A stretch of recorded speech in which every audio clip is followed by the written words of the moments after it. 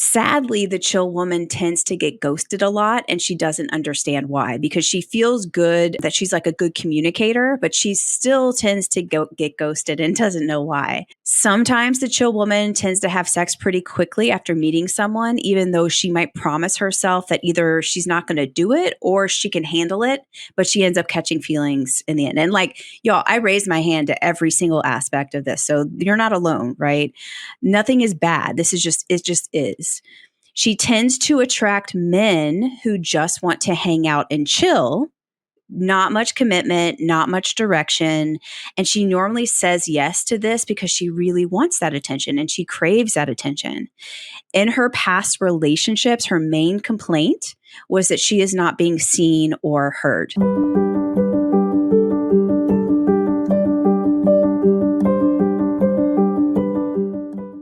Hi, everybody. Welcome back to Flip Your Mindset. I am your host, Stacey Uhrig, and the guest today is Lilli Bewley. And listen, Lilli's been here before. This is not her first rodeo. She was on with us prior. And Lilli is a dating coach, but the reason why I had Lilli on and why I continue to have her on is because she is a coach that coaches on how to date and how to connect with people on a relationship that level through a trauma-informed lens. She's familiar with attachment theory. She's familiar with internal family systems. She utilizes things like polyvagal theory, which are all things that I work on with my clients, but more through a relationship piece. And I love that. So today what we're going to do is we're going to dive into what Lilli likes to call female dating archetypes. And let's just dive right into it. So Lilli, what is a dating archetype? Well, thanks again for having me, Stacey. I know this conversation is going to be amazing because it was last time. And if you're listening and this is the first time that you're hearing that Stacey and I get together, my suggestion is for you to pause it, go back and listen to the last one, because the last one is a lot of foundational stuff that really isn't going to make a lot of sense probably today. So that's my suggestion. And the feminine dating archetypes was this kind of, people say download. God gave this to me in showing how, number one, we are not alone in our dating experience. I feel like if we're in this pattern of attracting unavailable people in our lives, if we're in this pattern of constantly abandoning ourselves on the inside, sacrificing ourselves, being somebody that we're not to try to get attention and affection. If we go to our friends and our family, at least this was my experience and a lot of my clients' experience, if we go to our friends and their family, it's like they don't really understand the struggles that we have when we consistently see divorce after divorce or failed relationship after failed relationship. And so the advice that we get is just go have fun and just go be yourself. And I know if Stacey, I don't know if you're on the same level or if you know people like this, but I know that if you are at all like me and you're listening and someone gives you the advice to just go have fun or just go be yourself, you do not know how to do that in an aligned and secure way, right? I have someone that's in my mind that is when I say that to her, I can see the complete shutdown in her. Mm-hmm. And I was like, okay, I get it. That's not safe. That doesn't feel secure. Mm-hmm. Right. Yeah. Yeah. And when like back in the day when I was, and we'll talk about these different archetypes and the phases, but when I was in for example, the chill woman phase, if my friend, I had multiple friends just going and telling me, oh, you're too deep, just go have fun. And when Lilli went out to have fun, basically that meant is not speaking up for her needs and her wants and desires.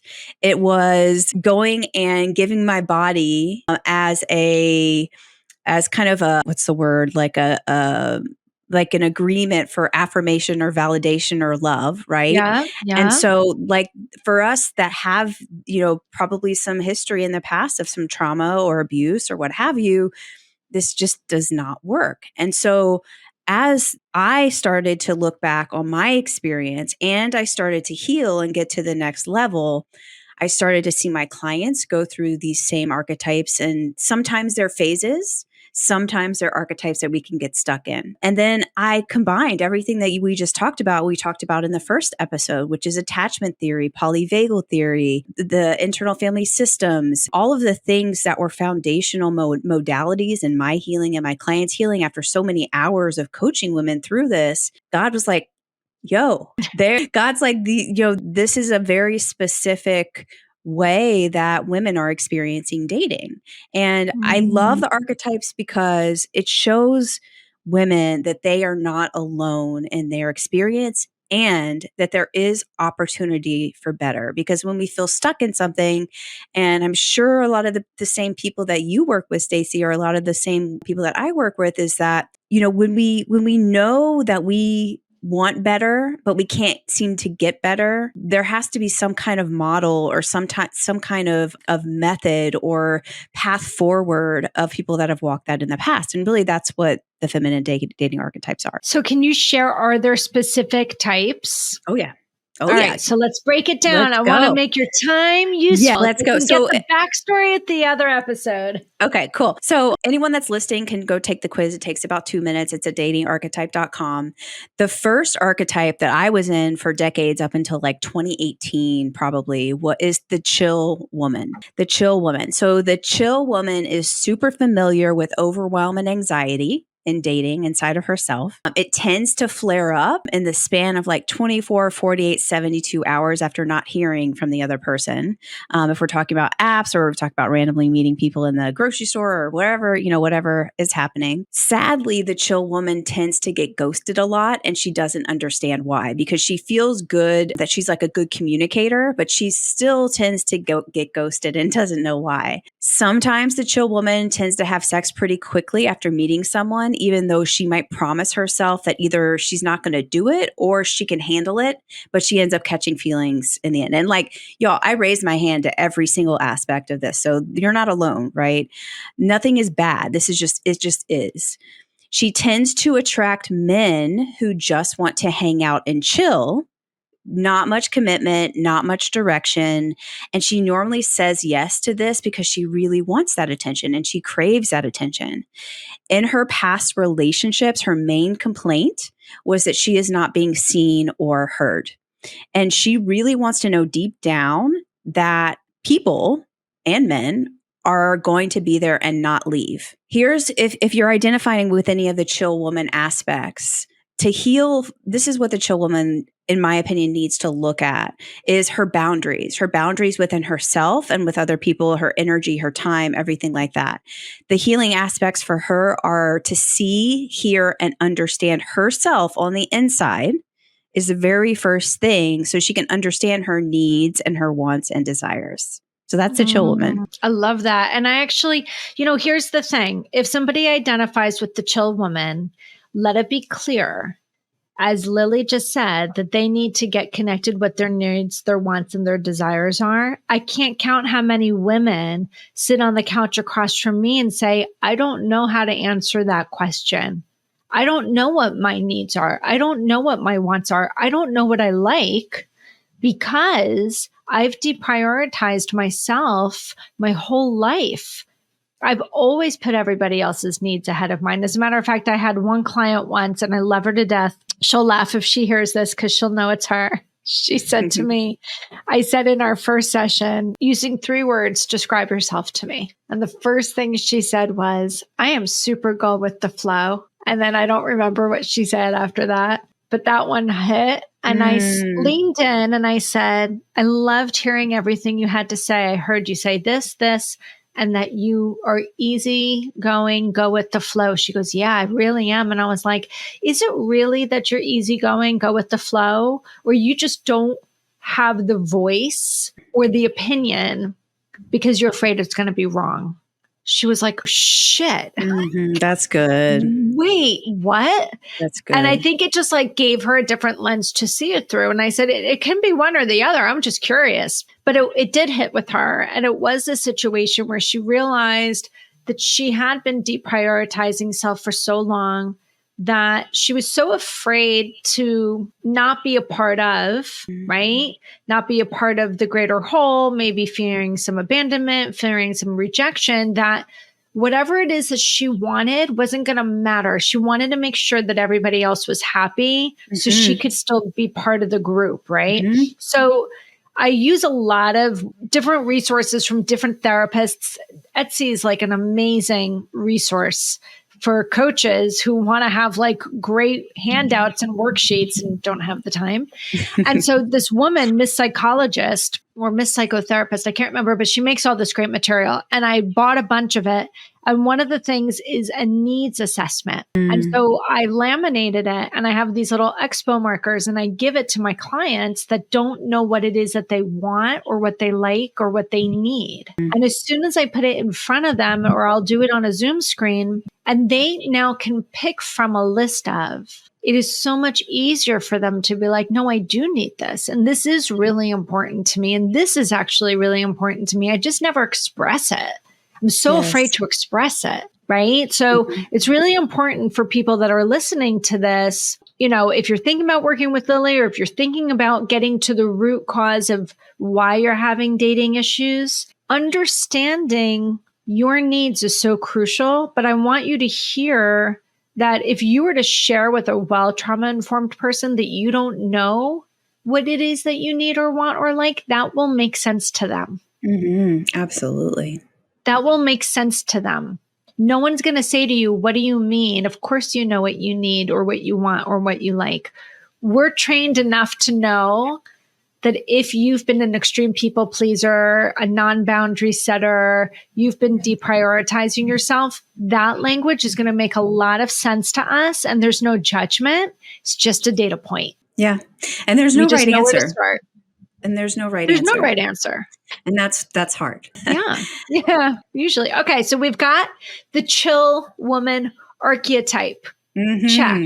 Give me another one. Check. So moving on to the fortress woman. So the fortress woman has a wall like the size of the Great Wall of China around her heart. This woman has been hurt by love before, and the only way to defend her heart is to not let someone in. And I talk about dating and relationships, but this can be anything. This can be friends, this can be family, this can be money, job, whatever it is. So it is hard if a fortress woman is listening to me talk about this. I know how hard this is for you to hear.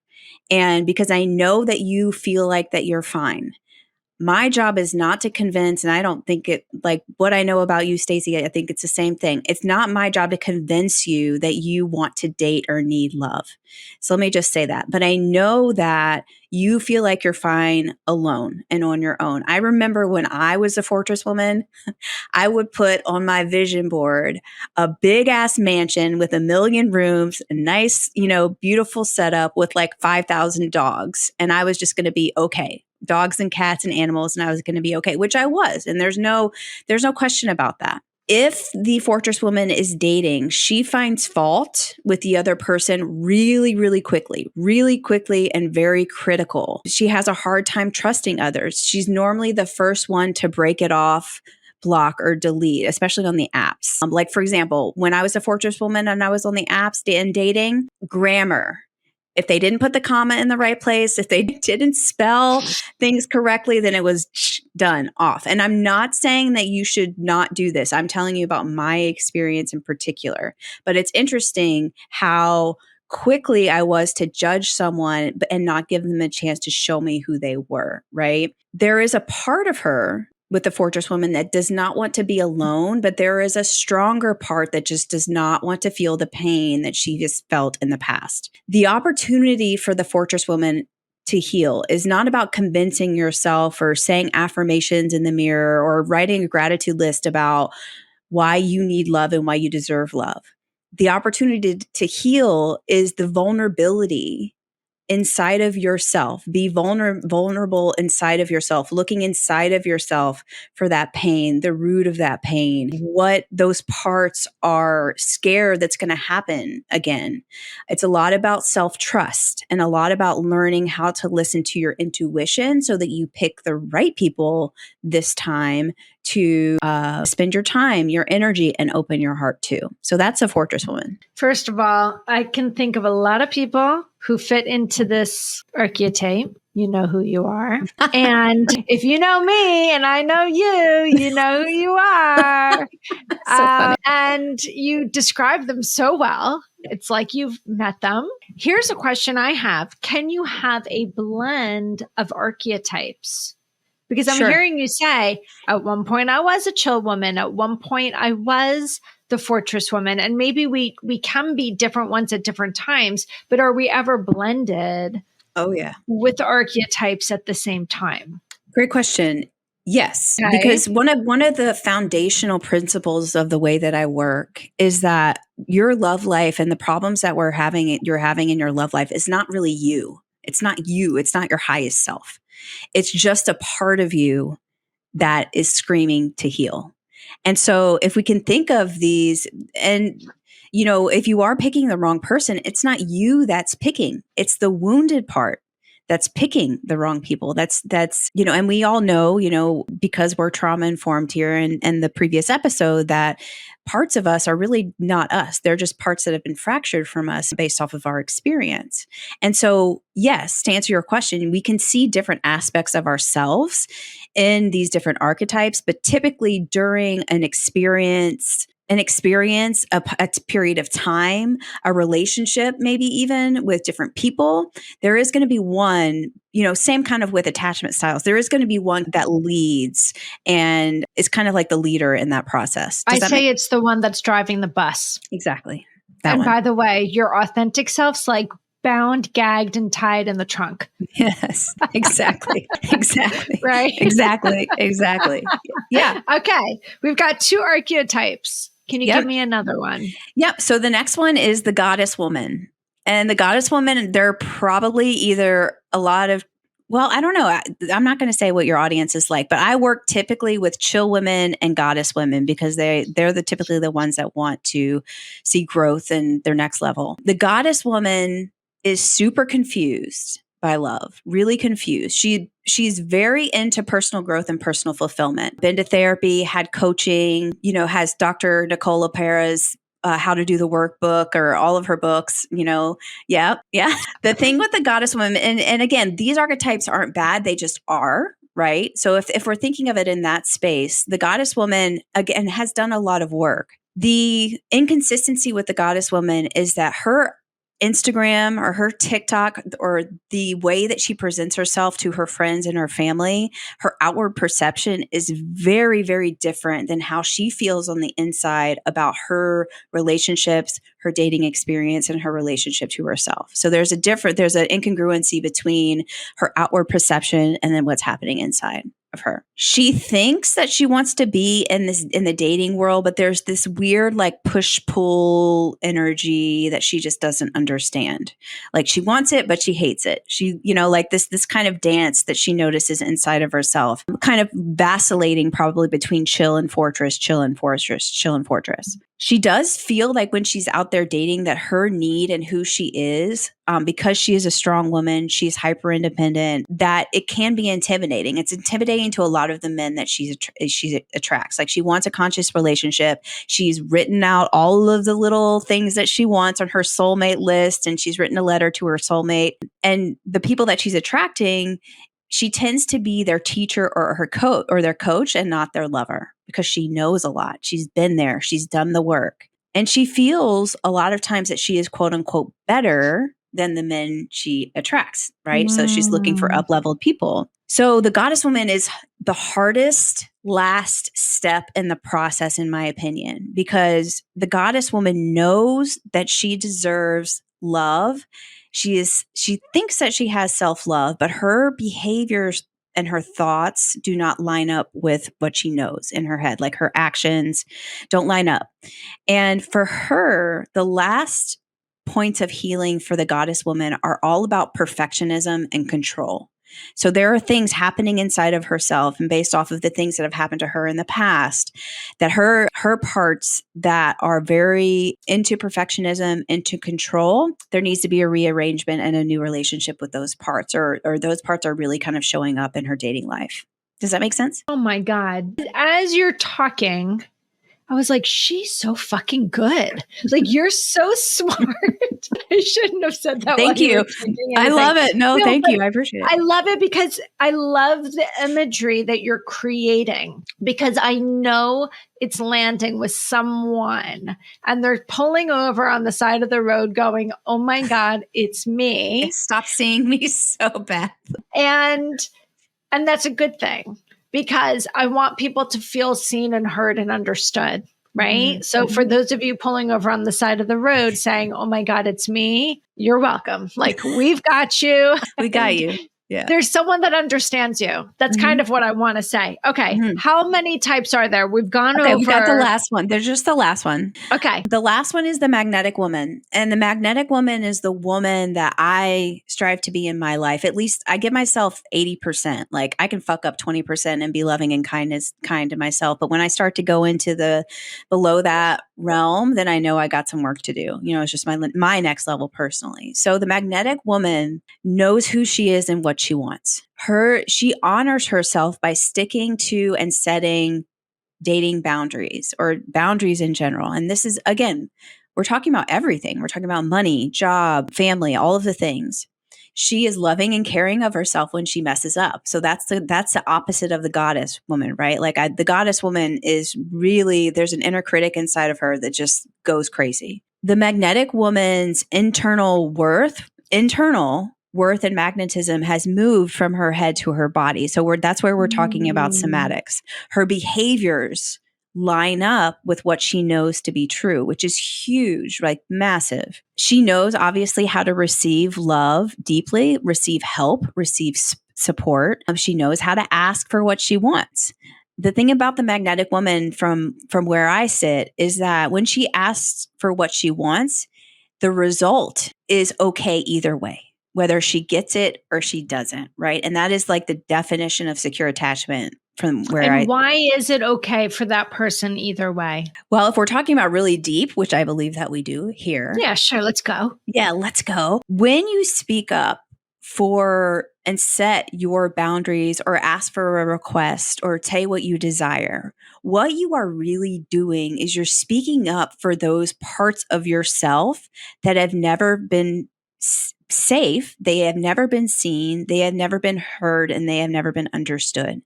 So just the act of putting it out there, what it is that you request, at least in my experience and my client's experience, is enough, because it's a disconfirming experience for those parts that you never received from your parents, that you've never received from your partners, and that you have never received of yourself. Damn. Guys, who's listening to this and is not saying, oh my God, I know someone is listening. Everyone that's listening is connecting with a type. That's my point.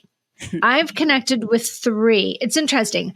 In my personal relationships with boyfriends, husband, whatever, I have been the chill woman. That was my 20s. That was my teens and 20s, right?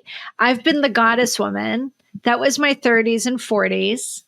And in my late 40s and early 50s, I am now the magnetic woman. I've never been the fortress woman, but I have been, and I often continue to be, the fortress woman with my parents. So is it fair to say that you can be a different archetype in different relationship types? Absolutely. Absolutely. Because the definition of parts in each internal family systems is that each part, this is crazy and it's getting deep, but each part has its own internal ecosystem, belief system, emotional system. And so absolutely that makes a ton of sense. And it's probably, you know, obviously I have I'm the same way with my parents. My parents don't even know who I am or don't care to, right? So there are certain parts of me that do need to come up and protect myself. But now what's really beautiful when we start to identify, this is like really, really deep in the healing work. This is like level 3 or level 4.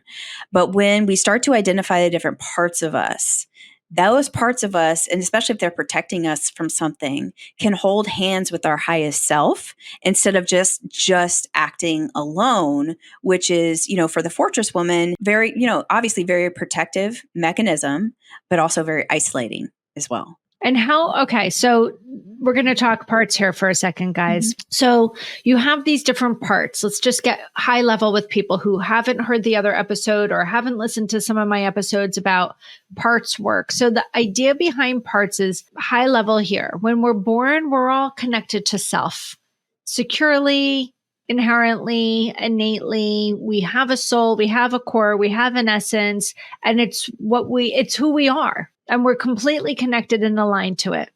And we are just happy with it. And then as we start to get older, you could be an hour old, a day old, 10 years old.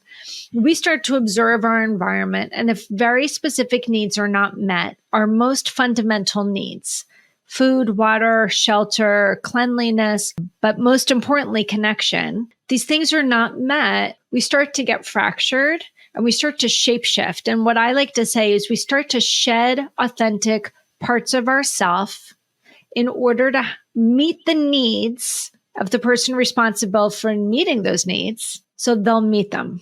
Okay. So here's another way to say it. We shed authentic pieces of ourself to meet the needs of our caretakers so they will meet our needs. Okay.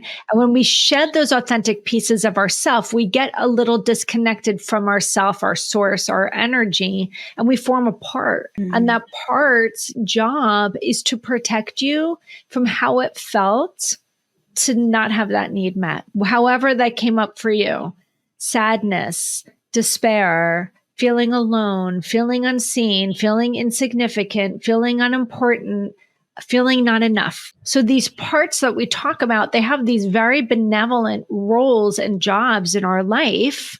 They're there to protect us, but they tend to end up hindering the things that we think we want, like connection, because somewhere along the way, maybe early on, connection caused pain because we couldn't get it. Right? So the kind of work that Lilli's doing is like so amazing because I just have never heard of somebody coaching with an IFS lens specific in the area of dating. And I think it's brilliant because there are a lot of aftermaths of trauma. There's physical aftermaths, biological, neurobiological, cognitive, but there's also emotional and relational. And the way that trauma affects the way that we relate, it affects the way we relate to ourselves because it changes the lens through which we see ourselves. Worthy, not worthy, enough, not enough, deserving of, not deserving of, important, not important.